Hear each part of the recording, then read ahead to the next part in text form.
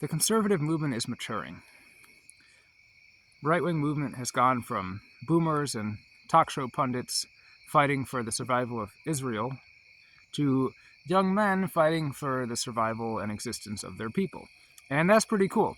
And looking into that movement, you'll quite quickly notice that it's sort of like a multi-religious movement.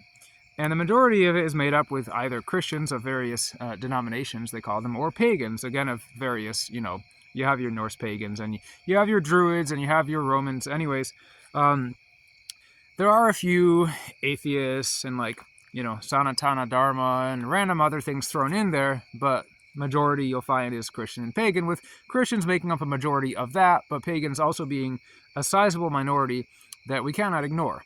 And you'll see them fighting a lot on the internet. Vicious arguments. I think it's important to focus on getting along, and the benefits of getting along.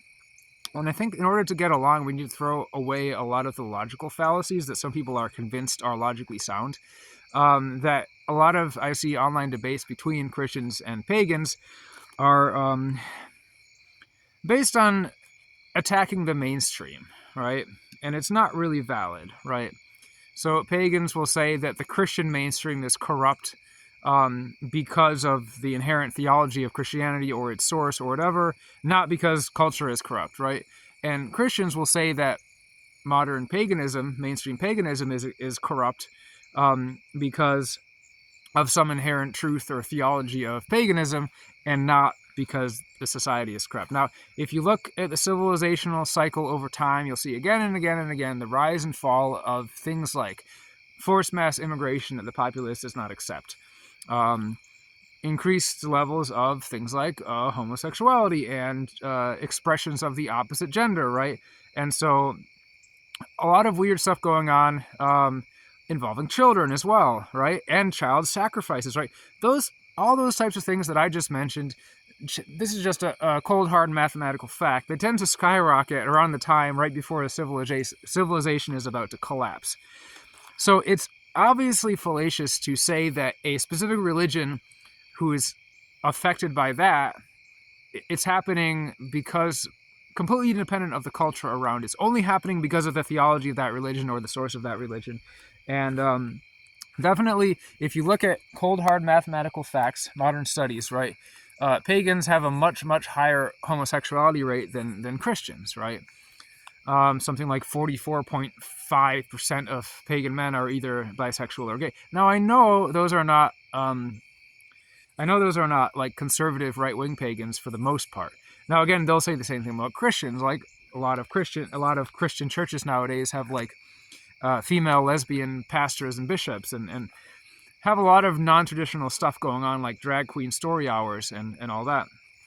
And constantly battling, the Christians and pagans are constantly insulting each other's tradition and saying that the tradition is the reason why the mainstream of their sect or their cult is so, for lack of a better term, so gay. I think it's pointless. I think it's obviously fallacious. And the worst part is when they double down on the fallacy and say, no, this is actually because of the theology or the ideology. It has nothing to do with the culture around it. The culture around it is affecting every religion, every institution. Some institutions are resisting better than others, right? That's why so many people are turning towards the traditional Latin Mass and the Catholic Church. They're turning towards the Orthodox, Eastern Orthodox churches. And also why, pagans are turning towards very, very, old traditional European religions. And people are obviously called back to tradition, that they're pulled back to tradition. And some of the institutions are resisting the cultural corruption better than others, right? We can probably eliminate 95% of arguments between Christians and pagans if we just stop using the same old logical fallacy where we claim that one of them is affected, one of them is corrupted, not because of modern culture, but our own religion is affected only because of modern culture, right?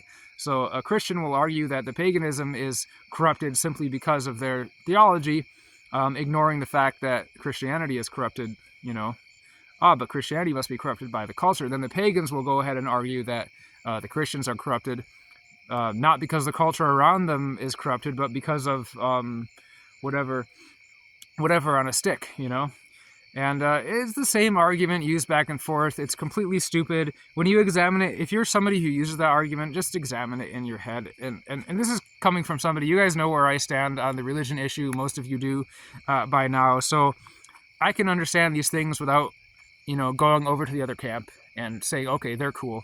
I don't believe in ecumenism. I don't believe that all the world religions should unite together under one big one world religion.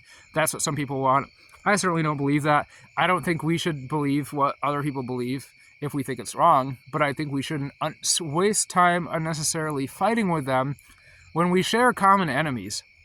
We all see clearly who are the people that are destroying our society, the institutions, the governments, the specific groups that we can point to. We all know what's going on, right? And we're just wasting huge amounts of time infighting between religious groups in our movement.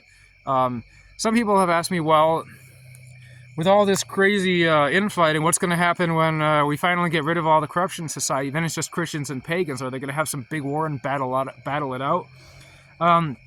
First of all, that's less likely to happen if you don't waste your time arguing with each other on the internet about stupid things and getting each other all riled up. Just have interesting theological discussions. Don't argue about stupid things and be all accusatory. But secondly, I think... how would I put this?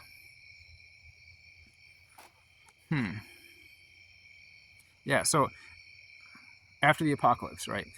I think the moral code, I think I've said this before in a number of videos, the moral code in people in modern Western society, I'm not talking about their moral code, right? But the traditional moral code is close enough between the Christians and the pagans nowadays that I don't think there's going to be major problems. I think people will naturally self-segregate into different groups, different regions of different countries, people of various religious groups will want to be together amongst each other. That'll be natural. And I don't think there's going to be a huge... I don't think pagans are going to start human sacrifices again. Oh yeah, that's another big debate. Whether or not European pagans did human sacrifices, and interpreting all the archaeological evidence, whether or not the archaeologists were full of crap, or whether they actually were. I've seen convincing evidence that some of those archaeological digs actually were human sacrifices and some of them were not, and they just claimed they were. But hey, every culture did human sacrifices a long time ago. Some of them just stopped doing it sooner than others, but it's another stupid and pointless thing to argue about. So, moral of this video, stop arguing about stupid and pointless things. You should try to congregate with like-minded people, but also remember we all share these common enemies that are corrupting our society, and that's what we need to focus on. We need to get the fallacies out of our head that's causing us to attack the fellow people in our movement for no reason based on completely fallacious arguments. Everybody, every institution, they're all affected by this corruption in society, and neither paganism nor Christianity as movements are able to resist as a whole the corrupt influence. Some of them are able to, like certain sects of the Christian movement and certain sects of the pagan movement are able to very successfully repel those attacks, but those movements, the mainstream as a whole, are not. So don't attack the individual groups by attacking the mainstream. It just didn't make any sense. That's all I got to say. Hope you all enjoyed the video.